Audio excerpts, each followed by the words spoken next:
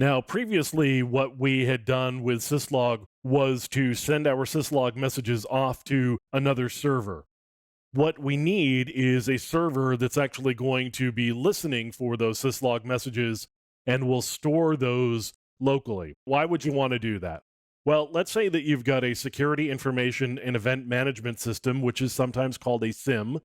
That security information and event management system will look at an aggregated set of log files in order to do correlation so that you could, for example, have a single alert about an attack or some other incident that may be happening on your network. So let's say, for example, and just kind of jumping to a catastrophic sort of place, that somebody's launching brute force password attacks on all of the systems on your network.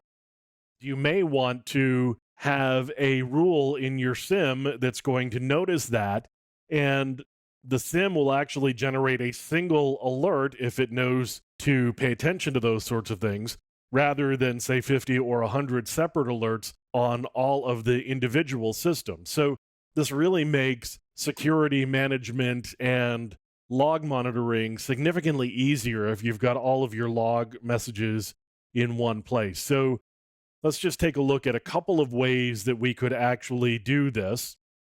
We could set up a listener on our local syslog server so that other people can send messages to us.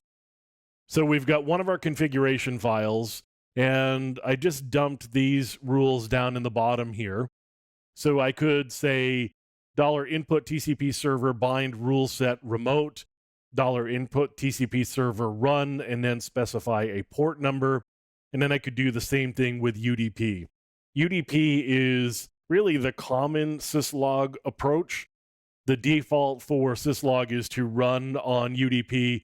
TCP is more reliable, of course, so there is some advantage to using TCP over UDP. If you want to make sure that all of your log messages have been received, you really want to use TCP there. Otherwise, there's no guarantee that your log messages that have been sent have actually been received by the server.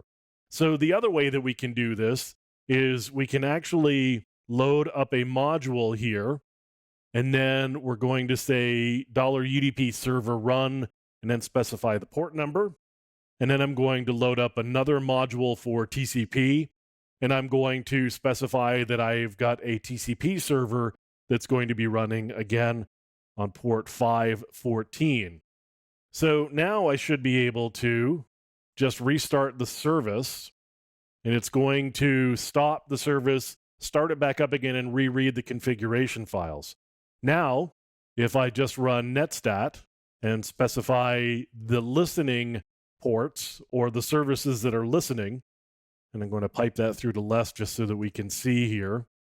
Now we've got, I know this says shell, and I'll show you the numeric version of this in a second. That's actually what's been associated with TCP port 514.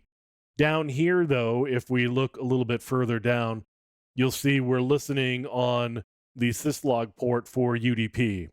Let me just show you the numeric version here so you can see that we are actually listening on port 514 for TCP. So if I do a -N, you can see that we're listening on port 514. So I've got my syslog server listening there, and then I've got my syslog server listening there as well. So now I have a syslog server that is going to be listening for log messages, and it's going to store them out to where all of my log messages are stored to. We're going to be using the local syslog configuration to determine the log files that I am storing into. I'm using my local configuration for that. The remote configuration doesn't mean a thing because the remote configuration just says send it off to another system. We're going to get the facility and the severity, and then my local syslog server is going to determine based on that where the log messages actually are going to be written out to.